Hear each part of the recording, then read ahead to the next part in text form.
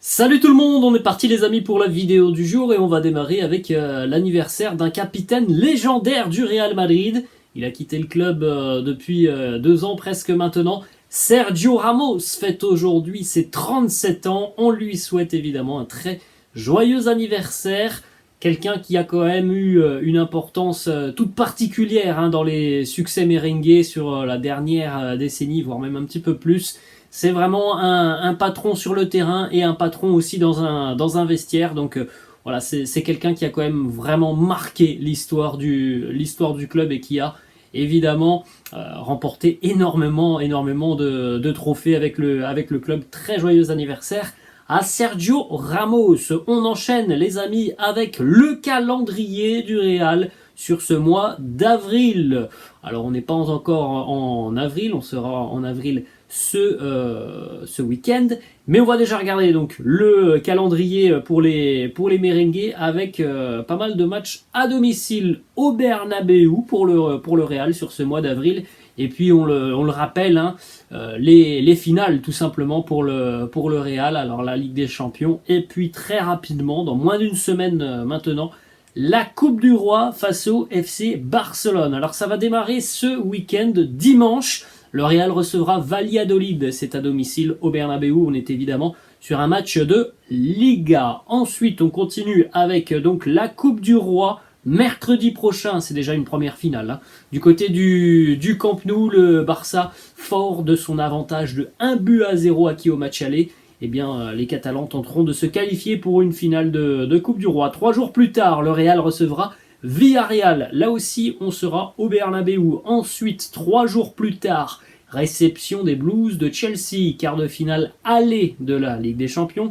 3 jours plus tard, le déplacement du côté de Cadix. Ensuite, le déplacement du côté de Chelsea pour le match retour. Réception du Celta Vigo. Match en milieu de semaine, 3 jours plus tard, ça sera un déplacement du côté de Girone. Et puis ensuite, on terminera le mois d'avril avec la réception d'Almeria en Liga. On continue les amis avec une des quotidiens madrilènes du jour. Le quotidien AS, une nouvelle fois, une consacrée à Jude Bellingham, limite 100 millions d'euros. D'après le quotidien AS, le Real n'ira pas au-dessus de 100 millions d'euros pour Jude Bellingham.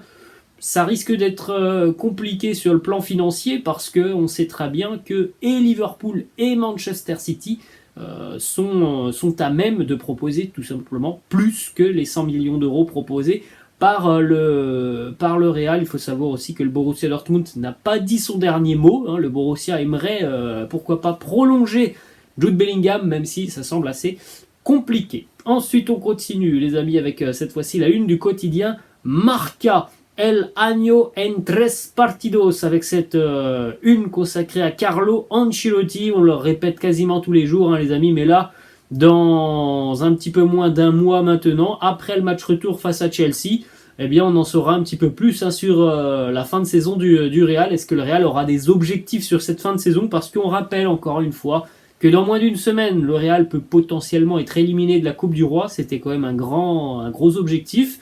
Et puis peut-être que dans un mois, si ça se passe mal face à Chelsea, les merengues seront éliminés de la Ligue des Champions. Donc autant dire que ça commencerait à devenir très compliqué pour Carlo Ancelotti. Voilà, les 3 finales pour Ancelotti au final, c'est ce match face au Barça et la double confrontation face aux Blues de Chelsea. On enchaîne les amis avec des informations qui viennent tout droit de la séance d'entraînement, avec évidemment le retour de certains internationaux. Vinicius, Rodrigo, Militao, David Alaba, Camavinga ou encore Tchouaméni étaient de retour hier à l'entraînement. Aujourd'hui, on aura aussi une nouvelle vague de retour. Petite information, hier on a eu droit à un match entre guillemets l'équipe première parce qu'il y a des absents et la Castilla. A noter que Eden Hazard a laissé une très mauvaise impression visiblement pendant cette rencontre. Beaucoup de mal à faire des différences face aux jeunes de la Castilla. Et physiquement, il n'avait pas l'air très en forme. Ce sont les informations qui arrivent d'Espagne. En ce qui concerne Karim Benzema, lors de la première mi-temps de ce match face à la Castilla, il n'a pas beaucoup brillé. En revanche, en seconde mi-temps, il a marqué 2 buts et a vraisemblablement réalisé l'une de ses meilleures performances depuis le retour de la trêve internationale. Il semblait être assez vif, assez fit. Ça, c'est plutôt une bonne nouvelle. Ensuite, on enchaîne avec l'impression de Carlo Ancelotti qui a quitté la séance de la veille en étant assez satisfait du développement des joueurs, du rythme aussi au cours de la rencontre. Donc voilà, il était aussi très satisfait évidemment d'avoir le retour de David Alaba, parce qu'on sait que David Alaba a traversé un début d'année 2023 assez compliqué avec pas mal de pépins physiques.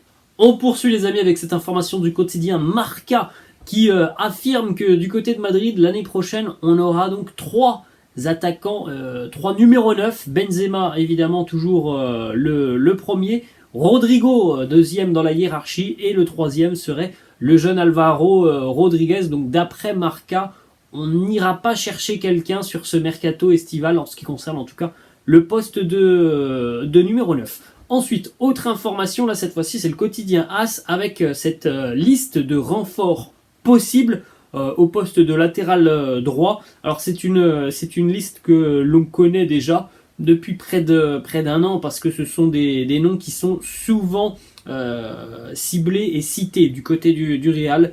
Joao Cancelo, Reece James, Juan Foyth ou encore Calabria, ce sont des noms que l'on a déjà entendus.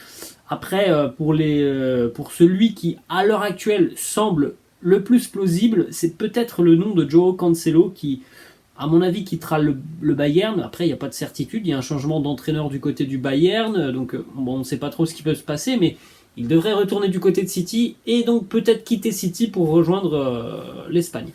Autre information qui concerne aussi les Blues de Chelsea, donc on vient de parler de Reece James. Du côté des Blues de Chelsea, on a vu que les Blues de Chelsea ont énormément dépensé sur les derniers mercatos, avec l'arrivée notamment du nouveau propriétaire Todd Boehly. Eh bien, ça veut dire aussi que Chelsea va devoir vendre. Au bout d'un moment, tu peux pas recruter à tire-larigot comme le font les Blues depuis quelques mercatos sans vendre des joueurs. Et il y aura certainement des départs du côté de Chelsea cet été. Reece James est une cible du Real Madrid, tout comme aussi Kai Havertz. Le Real a montré un intérêt pour Kai Havertz. Après, bon voilà, ça se fera peut-être plus tard cet été. Ensuite, on enchaîne avec cette fois-ci les joueurs qui sont toujours sur le départ du côté de Madrid. On n'est pas forcément certain de leur avenir au club. Jesus Vallejo, Alvaro Odriozola et Eden Hazard n'entrent pas dans les plans du club pour la saison prochaine. Après, voilà, c'est aussi problématique parce que certains ont encore un contrat avec le club, donc on ne peut pas les pousser dehors.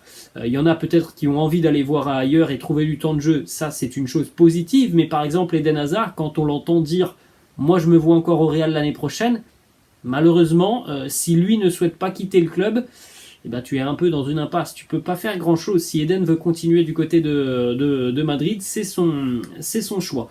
Autre information, cette fois-ci c'est André Lunin, on en a déjà parlé d'André Lunin, un gardien au comportement exemplaire, très professionnel André Lunin, mais malheureusement pour lui, il est derrière Thibaut Courtois, qui est certainement l'un des meilleurs gardiens au monde, donc difficile d'avoir du temps de jeu pour le portier ukrainien, et pourtant il a besoin de temps de jeu. Il est encore jeune, André Lunin, il a besoin de temps de jeu, de prendre confiance, de prendre de l'expérience, et malheureusement ça, je pense qu'il peut, en tout cas le temps de jeu, il va l'acquérir d'une manière, c'est-à-dire en quittant le club. Donc il envisage évidemment, André Lunin, de quitter le Real cet été.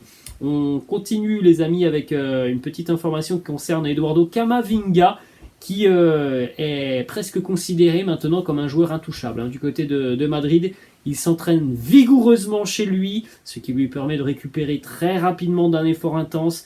Il ne souffre quasiment d'aucune blessure musculaire. C'est un joueur, Eduardo Camavinga, que l'on ne voit que très rarement en blessé et en séance de reprise, comme par exemple Aurélien Tchouaméni. Là, on a vu qu'il y a pas mal de pépins physiques pour Tchouaméni. Camavinga, c'est très très rare, presque aucune blessure. Après, évidemment, c'est très positif. Et en plus de ça, les prestations maintenant sur le terrain sont de plus en plus positives pour Eduardo Camavinga. On poursuit les amis avec une petite information sur peut-être le futur entraîneur du Real Madrid, puisque c'est une information maintenant qui a été confirmée par de nombreux médias, et on a pas mal de médias qui sont quand même des médias ou alors des journalistes assez sérieux. Di Marzio, le Times, Standard, Bild, Relevo et Fabrizio Romano ont tous mentionné le nom de Mauricio Pochettino, qui visiblement est un profil qui plaît beaucoup du côté de Madrid en cas de départ de Carlo Ancelotti. On continue les amis avec une petite information sur le 11 le plus cher de la Liga à l'heure actuelle. Donc énormément de joueurs du Barça, énormément de joueurs du Real. En ce qui concerne le Real, on retrouve notamment Thibaut Courtois, Eder Militao, Fede Valverde, Vinicius Junior ou encore Rodrigo. Le seul joueur au final qui n'évolue pas soit du côté du Barça ou du côté du Real, c'est Mikel Oyarzabal au milieu de terrain. Ensuite, on a une petite déclat du papa de Ansu Fati qui nous fait une petite déclat assez ambiguë puisqu'il nous dit « Je n'apprécierai pas une offre du Real Madrid car Ansu ne le veut pas. Mais je ne dirai jamais du mal du Real. On ne sait jamais ce que l'avenir peut nous réserver. » Le papa d'Ansu Fati a pris position. Il aimerait que son fils quitte le club. Visiblement, lui, Ansu Fati, veut continuer du côté du Barça. Le papa, lui, est très déçu du manque de temps de jeu de son fiston. On termine, les amis, avec une dernière information financière. Le Real est le deuxième club, à avoir vendu le plus de maillots en 2022. Plus de 3 millions de maillots vendus. Juste derrière Manchester United. Voilà les amis, la fin de cette vidéo. J'espère que ça vous a plu. N'hésitez pas, comme d'habitude, à lâcher un petit pouce bleu. N'hésitez pas non plus à vous abonner à la chaîne. Je vous laisse et je vous dis à la prochaine. Ciao!